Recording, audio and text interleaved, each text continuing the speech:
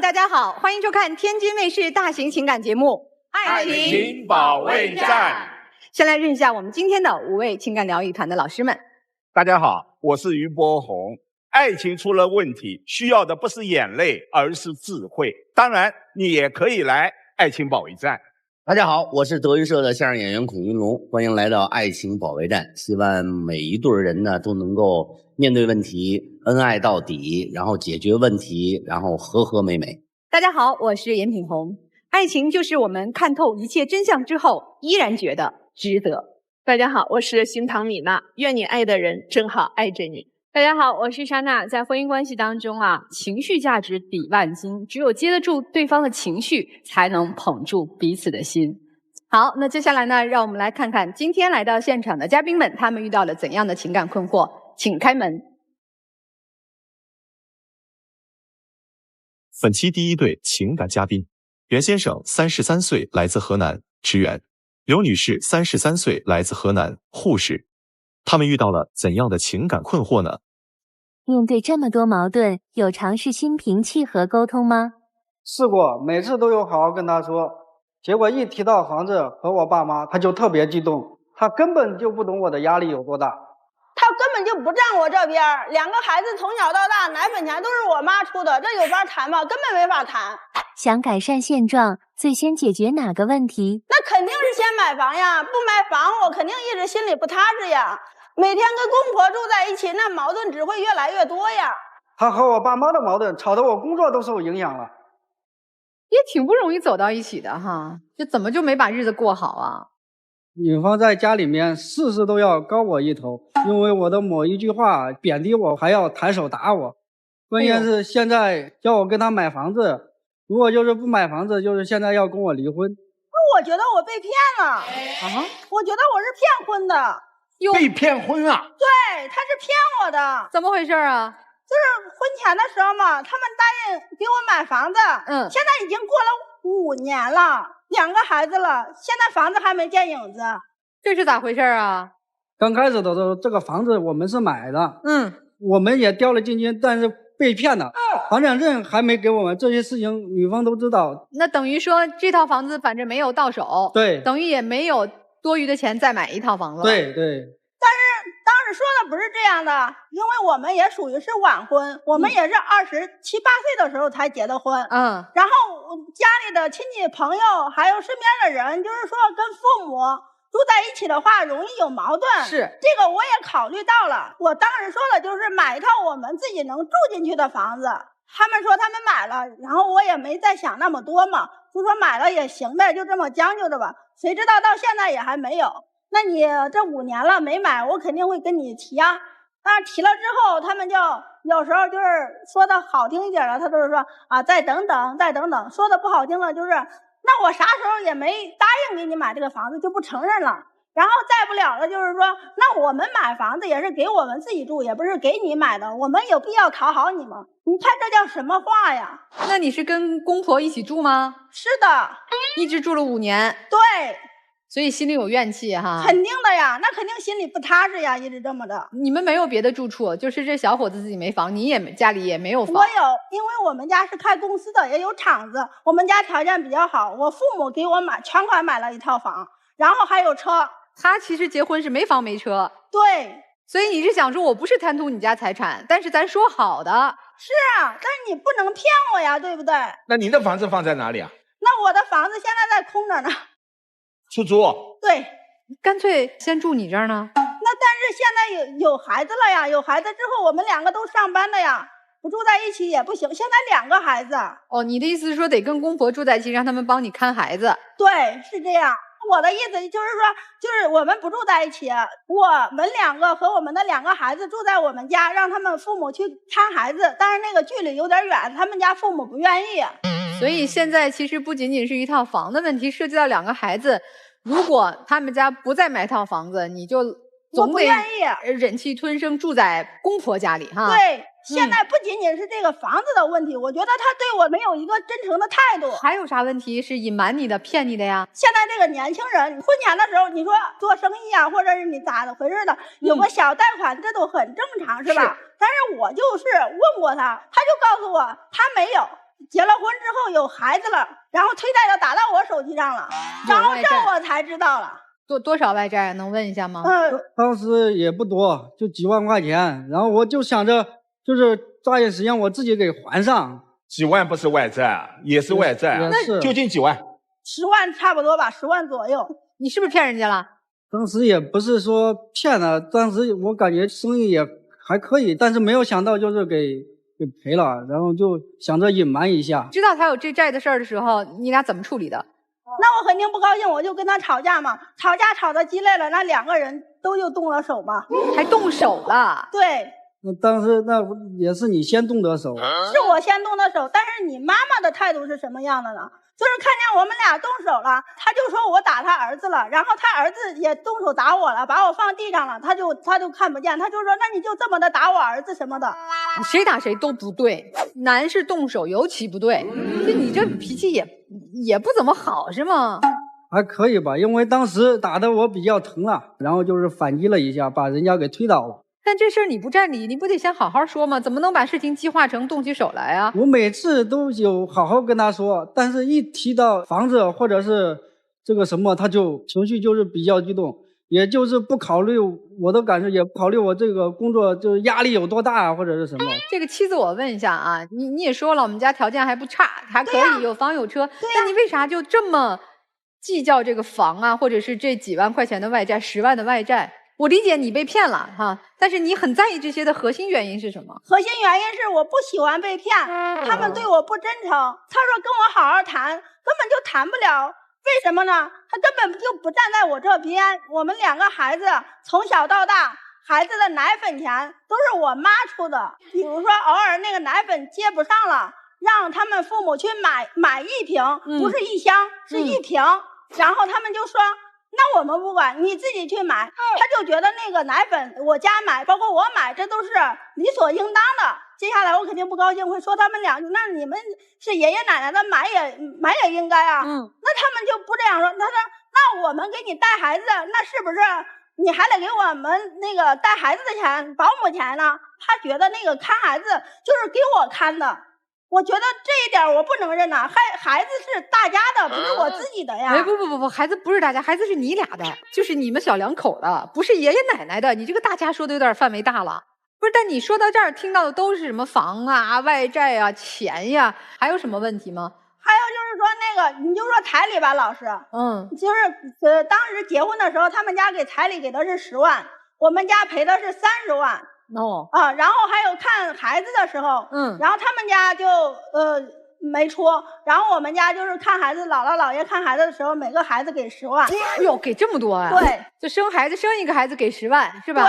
对，是的，是这样的。你这娘家确实是比他们家好像，是不是经济条件好一些？那我确实是不是当时也不是图他们家条件的，就图他对我好嘛。婚前的时候对我也是比较细微吧，给你端洗脚水啊，端饭啊，那个洗头发呀，就是洗内裤袜子呀，这些都是他在做。哎呀，无微不至，把你宠成结婚前是小公主，生了孩子应该是皇太后是吧？但没有变了。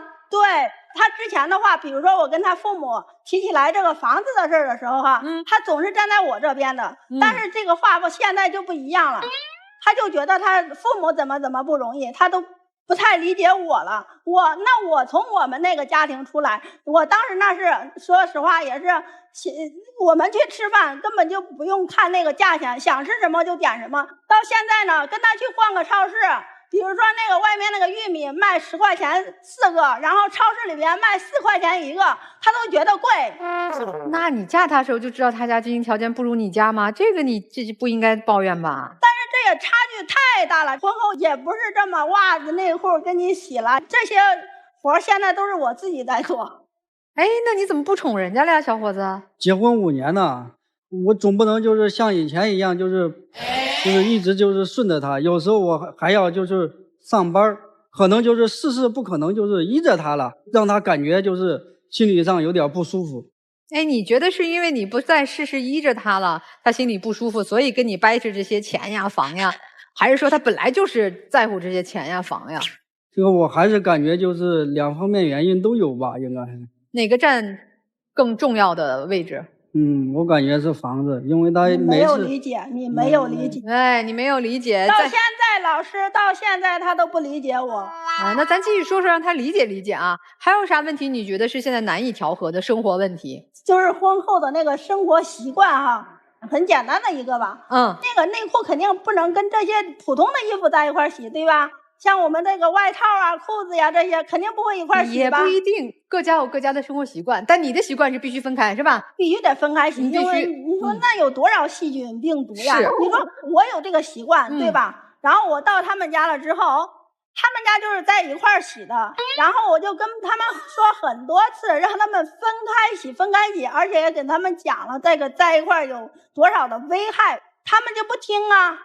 每次都还是洗，有时候我发现了吧，他们还狡辩，我们就是用手洗的呀，你明显的就是在骗我嘛，就是在狡辩嘛。哎，小伙子，这事儿你怎么解决？就是我父母啊，就是多少年的这个习惯呢，说实话，就是有时候需要我们就是慢慢的去改变。你不可能就是一下子就让他就改了。爷爷奶奶带孩子带的怎么样呢？他爷爷经常不在家，就他奶奶一个人。比如说那个简单的冲奶粉吧，我就跟他说了很多次，要那个冲奶粉前要洗一下手，洗一下手。你看那个小孩子他抵抗力本身就差，大人的话你手摸摸这个摸摸那个，肯定有很多的那个细菌啊、病毒呀。但是跟他说多少次，他也是不太好改。那咱不提这些有矛盾或者是观念不一样的事儿，其他方面呢？公婆就是对你呀，对你们这小两口的这个关系怎么样？很多问题，很多矛盾。说起来这个我就来气，老师，你看我怀我们家二宝，再有2、3个月我就临产了，我就生宝宝了。生完之后孩子尿了、屙了，肯定要给他随时洗啊。当时那个村里边的那个水管子坏了，就是那段时间都没有水，然后我就跟我婆婆说了这个事儿了。我说你把这个水的问题给我解决一下，你哪怕想个办法弄个水罐啥的也可以。他还说的好好的，那什么明天呢，这趁你爸也在家，就是孩子爷爷也回来了嘛，然后就明天的话给你解决一下，说的好好的。然后第二天早晨我起来上班的时候，正好我碰见他爷爷孩子爷爷出门，然后我就说那趁你在家就把这个水的问题给解决了呗。然后他就说那你跟我说不着，那村里边4、5千人了，人家都是这样事的，我又有啥办法？你跟你老公说呀？说了，他也没给我弄呀，他就说了是等孩子生了再去弄。我说我现在都已经不方便了。你咋不弄呢？你听半天你在干嘛呢？这产生这些问题的时候，那时候我在单位里面，然后我听说这个事之后3、4天吧，我就把这些水啊还有什么都给弄上了，不是说没有管，是其实也管了哈。对，我就是发生这么大矛盾之后他才管的。你做什么工作的呀？就是在我们就是一个小厂子也是天天回家的吗？不是他有夜班，有时候就1个星期可能就是回来一回，1个礼拜回来1次，等于这1个礼拜剩下的时间都是在厂子里。对，就抽时间也回不来。对，而且就是发生之后我都得要请假，就是抓紧时间来解决这些问题，因为我也要挣钱嘛。女士是天天都在家的哈，下班回家的。我是正常班，他管不了孩子，我不可能再不管。很多时候都是你和孩子还有公公婆婆在一起就是我跟2个孩子和我婆婆吧，我公公也很少在家，孩子爷爷是开大车的嘛，然后就是一走就走1个多月。那曾经因为这个和公婆发生过大的冲突吗？有，就是说之后我跟我公公婆婆因为这个房子啊还有生活习惯这些矛盾去跟他们说的时候，肯定会发生争吵，激烈的争吵。大人争吵是大人，但是不能苦害孩子。但是他们就是说那个吵完了之后直接就走了，孩子也不管了，然后就是一走就走1个多月，就不管你了。不管我都没问题，老师。关键是有2个孩子呀，二宝的话只有2个月，大宝的时候就2岁半。哎呀，所以你看这家里边这经啊，真是难念啊！你也离不开公公婆婆对孩子的照顾，你又不满意公公婆婆的很多习惯和做法。先生，有兄弟姐妹吗？独生子吗？还有一个妹妹。妹妹这个平常和你爸妈待得多吗？在一起多吗？也不多，她在学校里面上学啊，还小呢是吧？对。他俩关系怎么样？你和这小姑子关系怎么样？关系也不怎么好，也不好啊。为啥？也是因为就是这一点矛盾吧，就是跟我爸妈发生争吵了，然后我妹妹就是感觉看不过去，就是跟他吵起来了，然后就走了。多长时间没回家了？就到现在也没有回到家里，就一直在学校里面，一年多了吧。1年多没回家。他和你家里的所有人都吵架吵过了吧？哎，你外边的朋友他吵吗？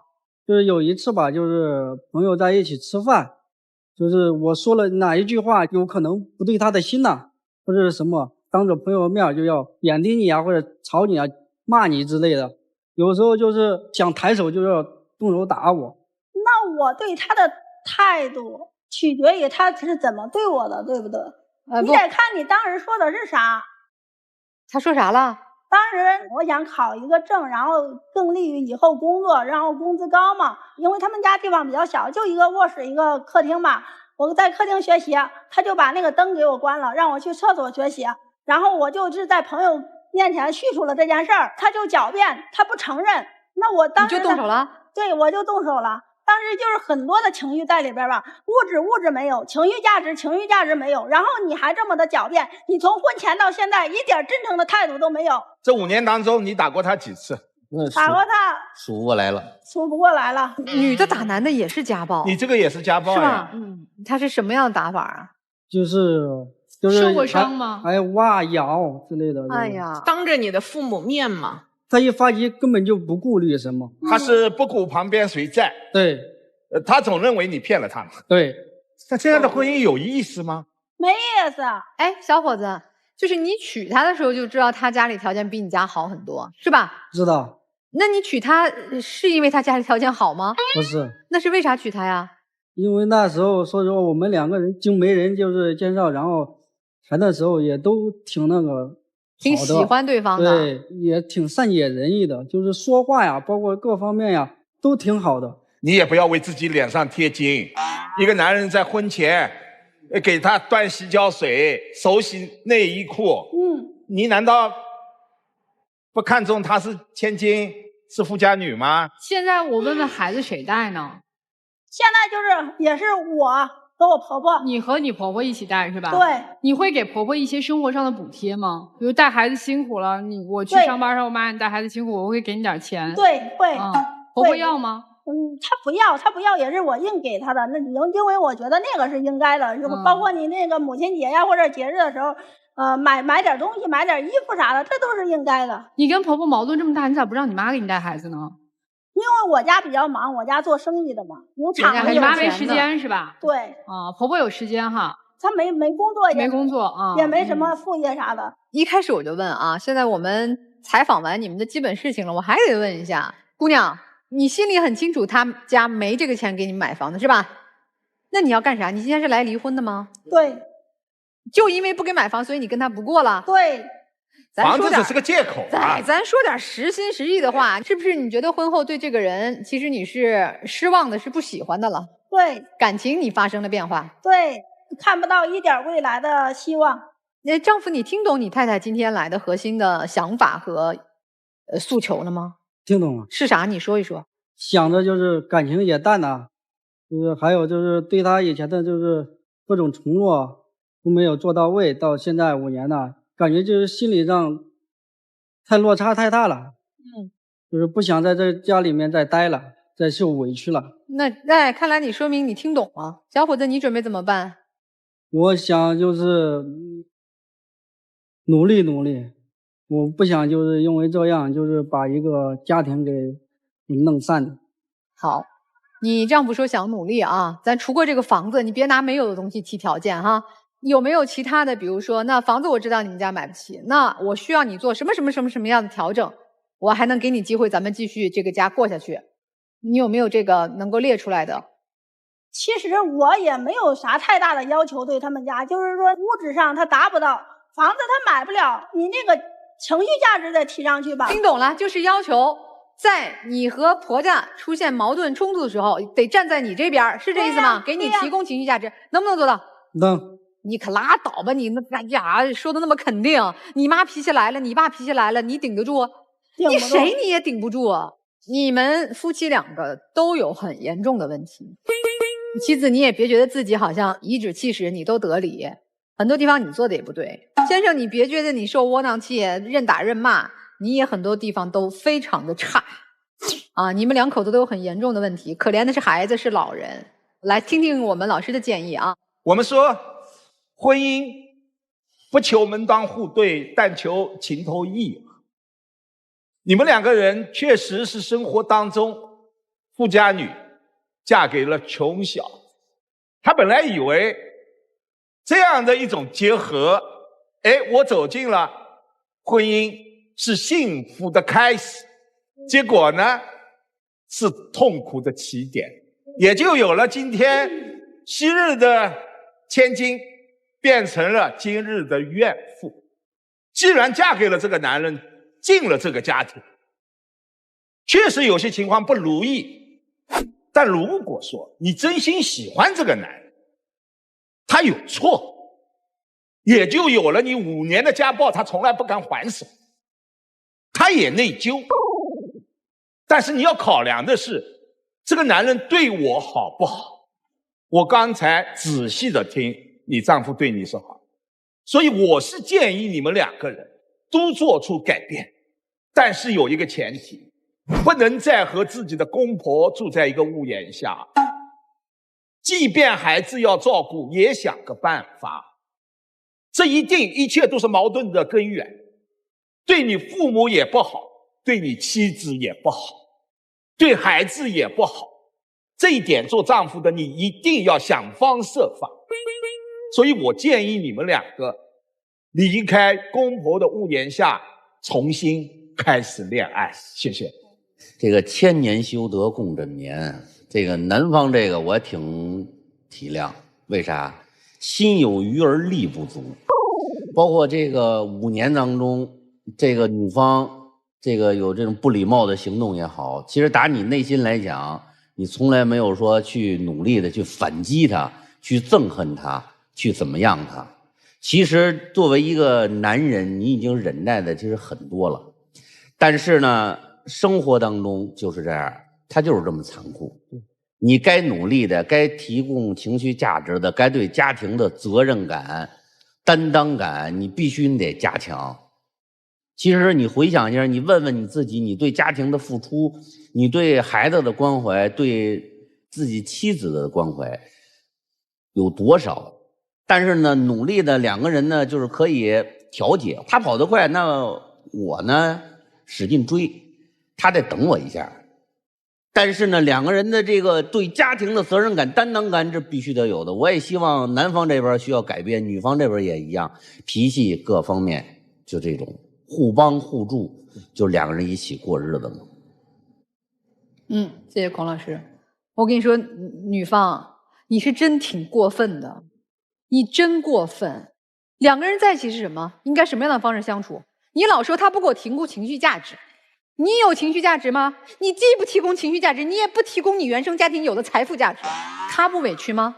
我天天像个公主一样供着，奶奶一样供着，内衣给你手洗，饭给你端跟前儿，我对你百依百顺，我得到啥了？你颐指气使，当着我的朋友面给我大耳光，他吭气儿了吗？他多窝囊呀！你这不叫欺负老实人吗？你是条件比他好，但你的好条件拿出来给这个家庭做贡献了吗？除了我听到你买奶粉，我没听到什么呀。所以你不要谈说什么我下嫁给你了，你就应该怎么伺候我。所有的男女在一起成为一段亲密关系，都应该去我拥有什么，我因为爱对方，我提供给他，我有钱出钱，我有力出力，我有爱出爱。你出啥了？你和公婆处不好，真的是你的问题。你老公就是这么个窝囊的人，顶不住他爸妈，也顶不住你。你不就看上他这一点吗？跟谁都起不了冲突，跟谁都拿不了主意。今天搬起石头砸自己脚，又嫌他窝囊没出息，要跟他不过了，那纯粹是你当初看走了眼，你应该打你自己。这个小伙子，我说两句啊，我觉得你说难听点挺不孝顺的。你知道你爸妈有多难过？你爸这么大年纪了，去开大车一走1个月，为啥？为啥不享天伦之乐？他也不想回家，他看到家里乌烟瘴气的，他也心里烦得要命。我这本来应该是50、60岁的人了，该退休享清福了，我还得去赚钱，我们家那儿媳妇还要房，没这金刚钻，别揽着瓷器活，你请回来一个奶奶，你伺候得起吗？所以如果你以后不再硬气一点，不成为那个能站得起来的男子汉，顶得住你老婆发癫，顶得住你父母受委屈，你这日子别过了，对谁都没交代。我是真的觉得你们俩条件不匹配，性格不一样，走到今天5年，生了2个孩子，磕磕绊绊挺不容易的。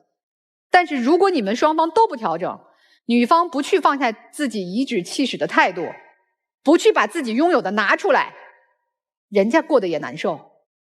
男方如果不挺直了腰杆做家里的男子汉，这个女人跟着你也委屈，你爸妈跟着你也窝囊，何去何从自己考虑吧。30多岁人2个孩子，拿出点生活的智慧吧，好不好？谢谢。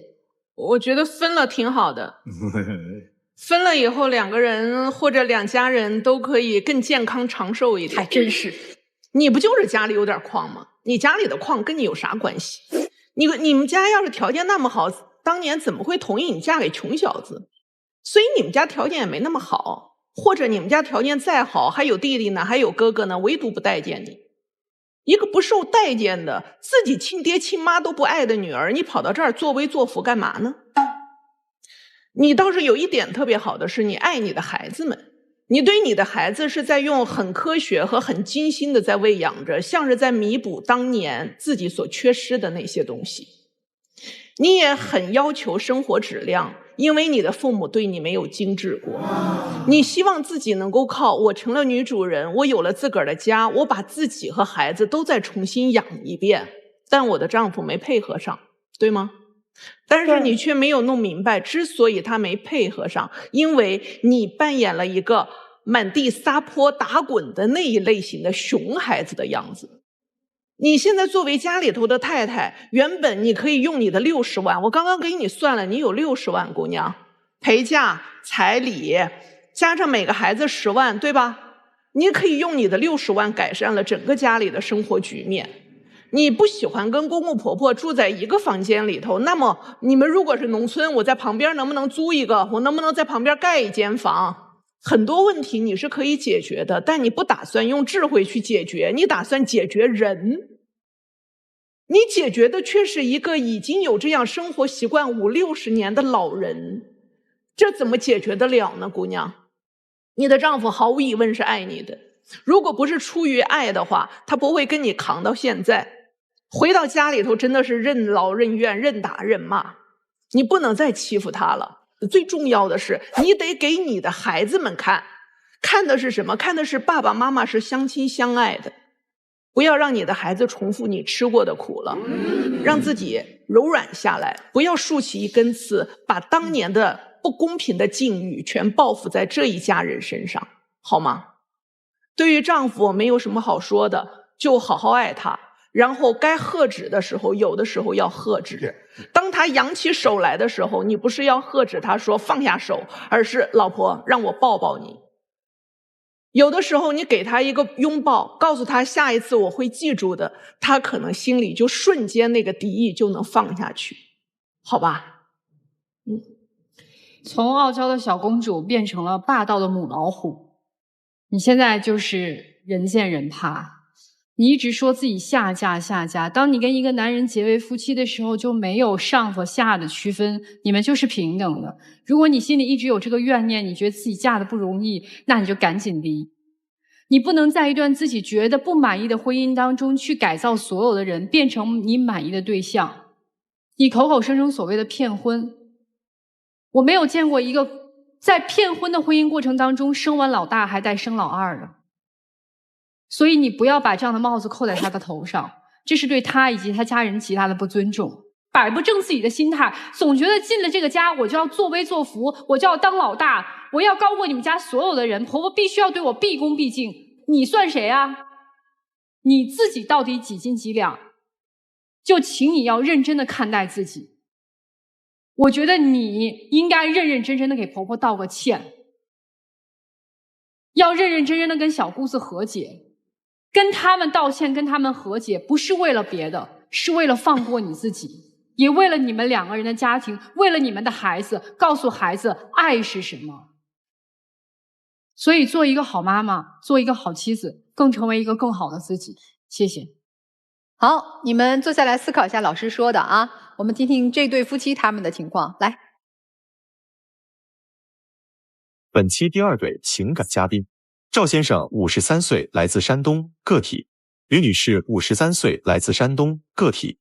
他们遇到了怎样的感情问题呢？不喜欢对方什么？我在干事的时候，他总是拉我后腿，做我的绊脚石。他不停地唠叨我干什么他都管我。他总是打压我，我干什么他都否定我。我希望他挣钱不要跟风。我想让他多学习，有进取心，多多支持我。我希望他多照顾我。这个同岁的夫妻哈，这结婚有多少年了？得有30年了吧？30个年头了。这30年了还没有过明白。这个也一直过了30年。以前的时候吧，有点小矛盾吧，就寻思忍着，为孩子小嘛。现在我是忍不了了。孩子也长大了哈，我就想，从这来掰扯掰扯，让老师们给我出个主意。哦，咱从哪儿开始掰扯呀？他是属于大男子汉主义，属于打压我，不关心我。哎呀，重男轻女。哦哟，哎，那您这生的是闺女还是儿子？2个女孩。哟，没生孩子以前的时候吧，还不敢动手。生了个女儿以后吧，他就开始动手了，先是女孩。他动手啊？是。哎，大哥，你这好意思吗？男人动手说明最懦弱，你就没有智慧解决问题，只能简单粗暴。他不光动手，他还不在乎我，不关心我。有一次我是流产了，坐月子不能吹风扇的哈，他就非给我开风扇，然后我就裹了被子，头还在外面，呼呼扇了一夜，结果我的头就麻了，这个腿也麻了，半边身子就麻了。不这么个事儿，那屋那时候做生意，那屋住这个屋很小，40多的天你不扇风扇谁能受得了啊？我就把这当上布，我寻思还当上个布还能扇着他吧？不等意就扇着他了，他就还整天的不依不饶的。顶多你出点汗，现在你给我留下病了怎么办？老赵，当时你是因为他没生男孩心里不舒服吗？也不是对于那个事儿。你有没有重男轻女吧？我不感觉到是那种情况。他嘴硬。这个还有啥不满意的地方呀？这30年不是做水果生意嘛哈，这个吃饭不及时，当得我的胃很不舒服，我就跑医院里去那个做胃镜，都知道做胃镜很难受。让我回来以后，我让他当时我是让他去的，他不去，他在家里玩啥呢？老婆生病了也不陪着去。当时是得打扑克来吧？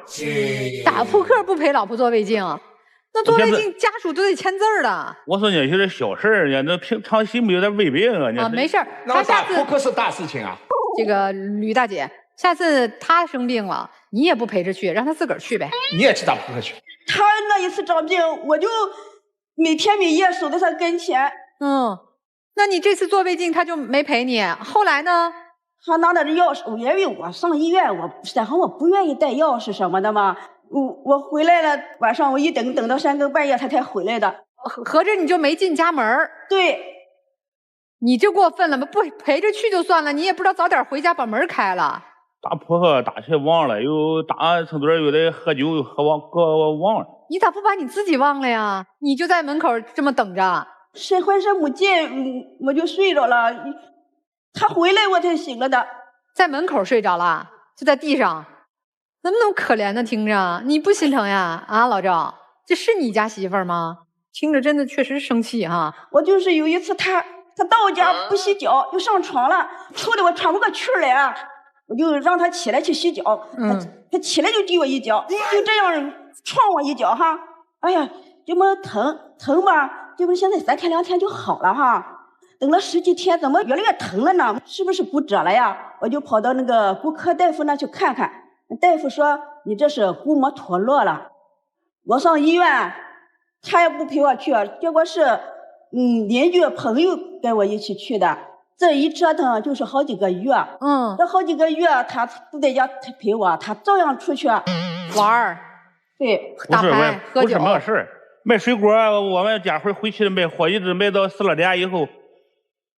回去睡觉那。你每天都是卖到10来点回去睡觉？对，也经常对10点往后吧。不出去打牌，不出去喝酒？那是那2年的事儿。他跟你道歉了吗？从来没有那个事儿。来，道什么歉？来，快老赵，这事该不该道歉？这小事还道什么歉？这是小事啊！又不是故意的，我穿着拖鞋还能拖一下，还能这么厉害吗？这怎么不是故意的？是不是你踹的？时间太大。你要故意，你要把我让我放些天嘛。现在好利索了吗？现在也没好利落，小雨阴天的还是有点疼。到现在都没有完全康复，都得不来一句你老公的对不起。哎呀，这日子过的啊，梗着呢，一直梗着，从来没说句软话。哎，还没说过软话，没有。你看他像铁塔一样的站在那里，你一脚踹，不要说是个女生，就像我们被你踹了也飞了。你现在道个歉吧。转过来道个歉。好。什么？没说话，要说话，转过来，真的。道歉怎么道啊？好了。对不起没有吗？对不起，我一点不诚意没有。他是你谁呀？老婆，对不起，我错了，这一句话不会说呀。老婆，对不起。你们俩是一起做这个水果摊的生意是吗？开始的时候我们是一起做的，我跟他在一起卖货，我在前面呼卖，他就坐在后边沙发上，闲着没事。我渴了，我说你给我拿点水来喝吧哈。结果他跑出去给我拿了一兜子扎啤呀。哎呀，我是渴了，我拿过来我都喝，我喝完了一会儿我那满脸吐火了哈，醉了。有一个人上我这来买东西，我就给人家多找了80、90块钱。不仅找了钱，他好了，他来埋怨我，挖苦我，你瞪这个牙瓜子啥用的？就在摊上就骂你，就那么骂你，不光骂就是嘟噜半天。挣钱那么容易吗？都不是亏了100块钱。你们俩是在城市生活还是在农村生活？现在是在一个小城市生活。在小城市哈。对呀。从农村出来的是吧？对。那有自己的固定住所吗？现在是有了。买了房子了？对呀。买房子的时候就是对，还有一回事嘞，也不给我商量，拿10万块钱就买房子，也交首付也不说。结果我的人我们那个朋友啊，他做面包生意吧，准备上集子，我许了人家给借3万块钱，一打电话吧，他得交首付。我说这个弄得我理也不是人，我说真是弄的。不是这个买房子是早以前我就跟他说了，孩子吧要上学了，不是买个学区房，这孩子上个好学校嘛哈。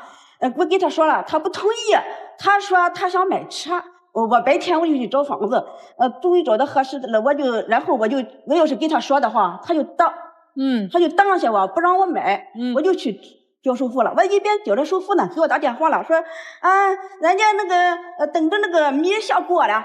我说我在这交首付呢，他又啪哧骂我一顿。朋友跟你借钱，你答应了借给人家了。对，结果这钱让他去交了首付了。我们就弄得我哎呀，来等着时还买设备，我很弄得我很尴尬。弄得很尴尬，朋友面子比房子这么大个事儿还大。这个房子买了是吧？最后买了，住进去了。对，孩子上学上成了。对。这房子有贷款吗？有。还清了吗？去年才还清。那房子装修了吗？后来装修了，他买那个瓷砖，我这送回去他就不愿意。我相信我的审美观。不是审美观不审美观，我的朋友那个人也是干这个的，干这个装修的，他买这个砖肯定比你接那个好，人有这个施工费，就这个装修费又便宜，还得给你一半，你那光你那个瓷砖就跟上给我连干活的钱了，我不知道你退回去吧？不在钱不钱的事，就是我买的东西，他就让我退回去，然后这是有成本的东西，他就一个劲儿的否认我的决定。然后呢，这个没有成本的东西吧，比方说，我在家，把家里打扫的干干净净吧，他回家了一看，他会怎么说？他说你打扫的那么干净，你继续看。在外头卖货回来着叫要去了去他的呀，就是那个说我说啥你扫过干啥的？你这不成时间你不不做，你随时回来的时候你做谁看了？我说，就是他老指责你，就你怎么做他都不满意是吧？对，我说对也错，错也错，就是没有，我说不怎么好嘞。买房子也错，装修也错，打扫卫生也错。对，反正你做的都是错的。对，他每天最开心的就是说你错。他很开心是吧？哎呀，我不开心啊，我心里憋气儿啊，我堵啊。那肯定憋气儿啊。然后我就憋得我心里那个气血不足，病病殃殃，难受啊哈。然后我只有为了然后避免和他说话，为了不让我憋气儿，我一听见咯噔咯噔从那个楼梯道来了，我吓得我赶紧抓被窝，我装上睡着了，我装着睡着了，就剩下跟他说话了吧。你这30年过的啥日子呀？是啊，我憋人家老公回来都高高兴兴，我老公回来了。你是老公回来，我赶紧钻被窝，假装睡着了。确实啊，从来没听到过一个妻子是恐惧和丈夫说话的。哎，你的孩子现在2个孩子是吧？刚才说上学了吗？大的上班了，小的上大学了。哦，2个孩子都读了大学，对吗？对，就老大已经大学毕业了，老二现在正在读大学，都是在你买的这个房子里成长起来的。对。哦，哎，你们2个女儿是怎么看待你们夫妻的关系啊？你聊过吗？和闺女？孩子反对他，支持我，说我妈妈做的对，我都是从他嘴里得不到一个对呀。他平常我干什么他就打压我，就是这些小事他也是打压我。最后孩子要上大城市去上班啊，上大城市报志愿啊，他都会当不拖后腿。这个孩子本来是说得上远处去上班了哈，他就说不能让他孩子上远处去，在这么跟前老了好有个照应。我们那个小区吧，都是现在都年龄都也老人了，很多老人。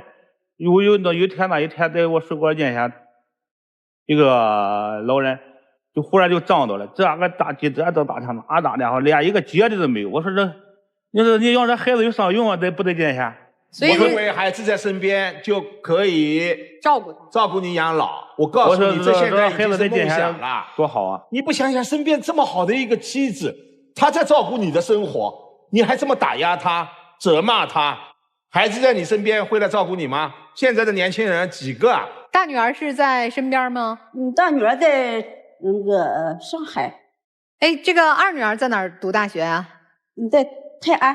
啊，那还挺近哈。那她准备将来去哪儿上班啊？她也是上她姐姐那。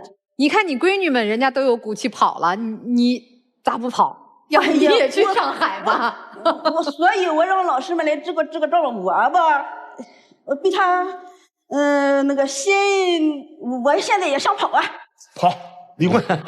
咋办呀，老赵？你媳妇说了，这受不了了，要去上海找闺女去了。我也是卖货给挣钱给他们也是。哎，挣钱上老赵还是努力的哈。挣的钱也都给咱娘儿仨花了，是吧？就一个小家庭在用，是不是？他就是因为能赚几块钱，所以你看他现在这个动作都是这样的，你说对不对？是啊，我就是一个萝卜一个坑，给他精打细算着。挣多少钱我不知道，我都。啊，所以在钱上呢，老赵人家还是透明努力的啊。他就是还是有优点的，打压我。我干点什么，干点什么事都是。我说的说一句话，就喝了一点酒都打压你了。你以后就不能喝酒了啊！行，来，今天必须给我们这个老赵媳妇儿一个说话的机会。估计在家里没机会说太多话啊。来，提要求，赵太太请提要求啊！如果要求不能够达成，咱就不做赵太太了，也不是不可以啊。来，请讲，有什么要求？请你以后不要打压我，不要干什么事，不要拖我后腿，不要拖孩子的后腿。要多关心我们，还有不能打你，对，绝对不能动手的，不能动脚，否则呢？否则如果他做不到呢？否则的话我就跑哪儿去？上海。跑到女儿那里去，还有反抗。对，老赵，你思考思考啊！你要今天还死要面子，以后就活受罪了啊！来听听老师们的建议啊。确实，打败婚姻的。往往并不是那一些什么原则性的大事情，往往都是像你们这样的鸡毛蒜皮的小事情。这一点你心中真的要有点数。说句实话，这个妻子是值得你感恩的。她任劳任怨，忍气吞声，30年照顾这个家，培养了2个好女儿。你做水果生意赚点钱养这个家，其实完全可以其乐融。你怎么能让这一个妻子30年的婚姻受了30年的气呀？她在这段婚姻当中过得，我们听听都感觉到她真的很累很累，她是忍不住了。如果再忍无可忍，那这个家就没了。她其实在救你，救这个家。重男轻女这么根深蒂固的传统思想，你才50来岁呀，你欠她一个道歉，你还责怪她。所以作为丈夫，你心中真的要有点数了。50多岁还人到中年，慢慢就像走向老年了。以后最离不开的是谁？这个人。少年夫妻老来伴嘛，伴什么？相互照顾，相互依赖，这样才能白头到老啊！所以2个字，珍惜。大哥好不好？有没有听到？听到。这个其实我还挺佩服这叔叔跟这阿姨的，为啥？因为2个孩子，2个孩子，一个参加工作，一个已经上大学了。你们呢，把孩子呢培养这么大，你们也艰辛了，就是经历了很多很多的困难也好，都经历过了，也都面对了。叔叔这也是，男人嘛，肯定是要面子，对外啊或他妈显得我有多大男人这一样，但是在家里边不一样，男人是给家里得有安全感，你让孩子得亲近你啊，媳妇儿啊各方面得知道你的疼爱，你的护佑。你是男人。我对孩子说，我说你爸爸很辛苦的，对你爸爸好点。我从来没说他爸爸不好。挣钱养家。但是在我心里憋屈，我才上这来说。我在家里给别人说，人家不给我解决不了问题，是吧？挺好。其实有时候可能在家里那个环境啊，各个方面说不出来，但来到咱们这个节目《爱情保卫战》这儿，畅所欲言，说出来之后心里边都很痛快，把心里面的压抑各方面都释放出来。我认为应该的，很多时候人应该去释放。会越来越好，但是我希望以后尽量少闹矛盾，因为到现在这个岁数，以后过的这个日子不光是自己，也是给孩子们树个标杆。等岁数大了老了之后，互相2口都有照应，逢年过节孩子也乐意回来看你们，然后他们也会带着孩子来看你们，一家子其乐融融，幸福。说实话，我挺感谢这个时代的，因为可能回到几十年前的话，像这位女性可能就真的这么忍气吞声，就这么过下去了。但是这个时代给了我们很多女性发声的机会，就是我能够在时代的这种洪流下，或者是周围人的，或者我们看到的一些消息、新闻等等当中，找到这个力量感。就我要站出来说不，我要对一个男人对我的打压说不，即便他打压了我30年，我今天也要反抗。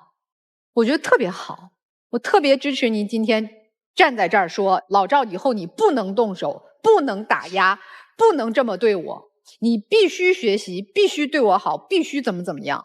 无论你是选择继续留在这个家庭，等待他的改变，还是你走出去，去另外一个天地，去见识人生的新的篇章，我觉得你都没问题。因为老赵这也说给你听啊，我们这个大姐又朴实又吃苦又勤奋，而且善良。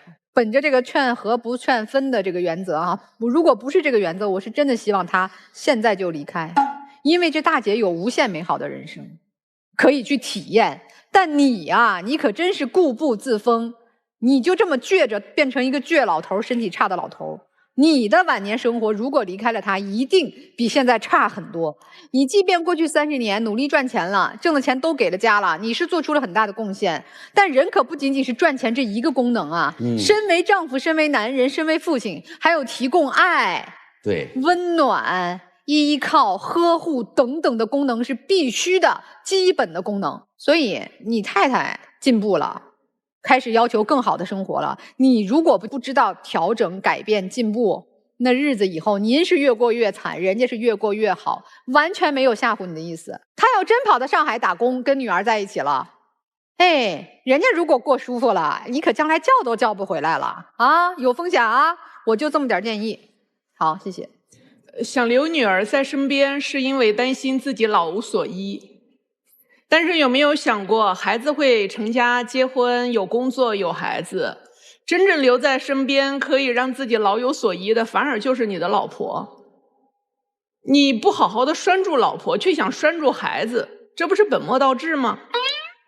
他们都说你重男轻女，但是我觉得你其实没有那么重男轻女，你只不过是有着我想要一个儿子这一种想法，但女儿也是爱的。不然的话，你的妻子一个人也不可能把2个孩子都教育的这么好和供的这么好，所以他是外表看起来极其的刚，极其的大男子主义，但是长期在女生宿舍里生活，一家全是女的，早就在内心里头把女儿也当成了儿子。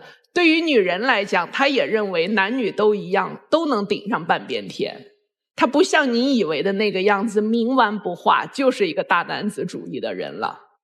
早年的他可能会有一些认知偏差，但这么多年来，我相信他内心里头已经不是了。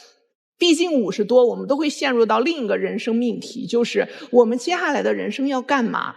如果事业没有那么多大的追求了，我们难道就一直只追求着健康和养老吗？我还能干嘛？我的日子就要这样固步自封，留在这个小地方吗？所以有的时候孩子也是我们接触世界的一个跳板，我们借助着孩子去了解上海，我们借助着孩子到外边的世界去探索、去旅行，用这样的方法把我们接下来的人生的维度打开。两口子应该想的是，我们怎么把生活过得更精彩，而不是再拿着过去已经发生过的但都被克服和随着岁月已经掩埋的旧账来细数对方的不是了。好好相爱，你们会很好的。我就跟赵先生说一点，你有2个女儿，你就设想一个画面，你的女儿嫁给了一个男人，这个男人把你女儿腿踹骨折了。这个男人在你女儿生病，一个人去医院做完胃镜回来之后，在那儿打牌，根本不管你女儿。你女儿给你打电话，哭着跟你说：“爸，他把我腿踹骨折了。爸，我现在做完胃镜，他在那儿打牌。我问你，你作何感想？”我肯定不高兴啊！你心疼吗？心疼你女儿吗？听懂了。她也是别人的女儿啊。所以我说，有女儿的爹呀，真的都对自己媳妇儿好点儿，以后再对你老婆不好的时候，想想你女儿。就这样。好，老师们建议给完了啊。从不同的角度，你们去思考一下做怎样的决定，好吧？我们请2组夫妻都回到我们的转门后边啊，来，请回。这个第2组夫妻设个前提吧啊。如果你在这个门之后，你老公跟你说了一些话，你觉得我不走了，你就出来哈。如果觉得我也不是要真跟他离婚，但是我就想先跑开一段，我先跑一阵儿，去上海也好，去别地儿也好，您就别出来了啊，我们也支持您啊。电视机前的观众朋友，欢迎通过金云 App 添加 IPTV 网络电视和万事达手机客户端来收看我们的节目。好，先看看第1对夫妻他们的抉择是什么。能出来，能出来啊！我也认为我觉得没人出来。人家这老公还是挺善良的啊。好，我们来看看他们的选择，请开门。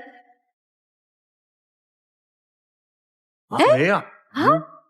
没有。啥意思呀？给他们的命题是啥呀？没命题呀，没有命题啊！他俩咋不出来了？为什么呀？刚才在这儿坐着还聊得挺好呀。对呀，妻子想明白了，我这下嫁这婚姻我受不了。不知道，我真不知道。我三刀老师观点我同意，他因为现在这个问题一定是妻子不是账。很显然，这个妻子在自己这种所谓下嫁的高的这一种优越感当中，她还下不来。她还下不来。哎呀，所以你看，每个人的认知不一样哈，人性也是复杂和多元的。我们尊重他们的选择吧，也希望他们最后能够找到一个协商一致的解决方法啊。哎呀，他们不出来，我对第2对的判断更是不知道。我认为他们不出来，对第2对出来我更有信心了。第2对肯定出来了啊！来看看第2对的选择吧。来，请开门。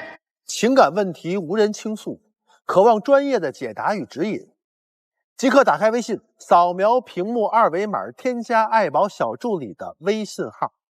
每天晚8点，微信视频号官方直播间，资深情感导师暖心陪伴。前100名添加的朋友还可以免费领取情感沟通课。让我们助您解锁生活幸福秘籍，请开门。这个妻子很善良的，是吧？别出来了吧？啊，真没了，也没了，也没了。我们今天说了什么？但我觉得短暂的分开对他们其实是好事儿，未必不是好事儿，真的。行吧，我们尊重每个人选择吧，也希望所有的夫妻在一起能够克服困难，解决问题，最终我们幸福长久的过下去。情感问题无人倾诉，渴望专业的解答与指引，即刻打开微信，扫描屏幕2维码，添加爱宝小助理的微信号。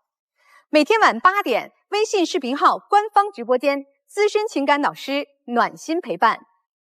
前100名添加的朋友还可以免费领取情感沟通课。让我们助您解锁生活幸福秘籍。也感谢我们5位老师的分享，我们下次爱情保卫战再见。